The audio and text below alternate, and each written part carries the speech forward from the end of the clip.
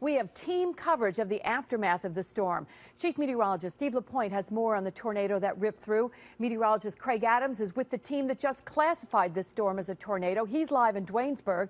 And Tori Wells is reporting on the cleanup today. She is also live in Duanesburg. But first, let's take a look at just what happened. A house on Western Turnpike in Delancey was brought to its knees by the storm. Luckily, the people who lived there were not home at the time and no one was hurt.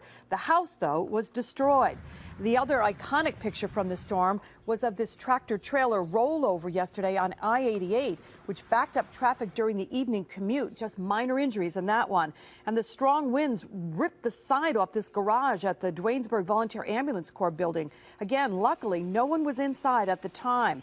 Trees were down everywhere. This video taken today showing the force of the winds as huge trees in Duanesburg are toppled as far as the eye can see.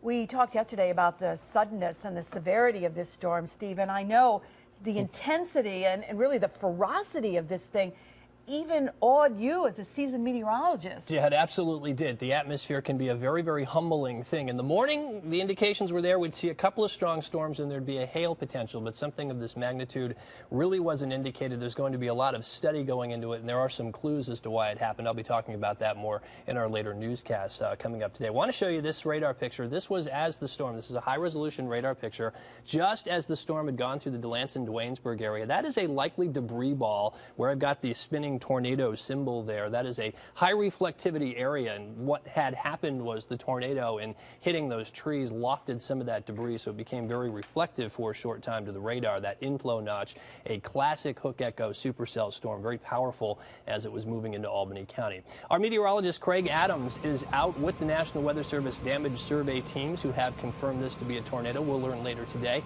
exactly how strong the tornado was, but Craig joins us live now from Delancey with more. Craig. Hey, thanks, Steve. Again, in order to be able to confirm that it was a tornado, the National Weather Service does site surveys and sees what kind of damage occurred. And, you know, to give you an idea of some of the stuff they're looking at, here's a ceiling fan that was ripped off a home that was just across the street. And, of course, it was tossed a number of yards away. Take a look at some of the video that the survey team has been looking at so far over the course of this morning along the damaged path. And after speaking with them, here's what they've had to say so far about what they found. This is the area of the most significant damage that we've seen along the path length so far. We believe the tornado touched down north of here near the intersection of Duanesburg Churches Road and Route 30, and it moved kind of to the south or southeast. And again, this is the area of the worst damage that we've seen so far.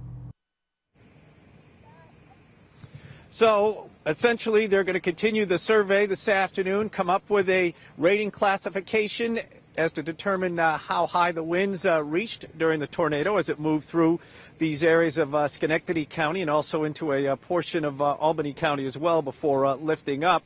Interesting to note, Steve, was that we have not seen any pictures actually of a tornado because they believe that it was probably wrapped pretty well in rain and hail, so it was obscured, and a lot of folks wouldn't have seen it with all that rain wrapped around it and the hail as well. Steve? All right, yeah, we indicated that yesterday when we were looking at this storm on radar, that it did appear to be completely wrapped in rain and very, very low clouds, so certainly something that would have been very difficult to see. That's Craig Adams reporting live in the field. Thank you, Craig.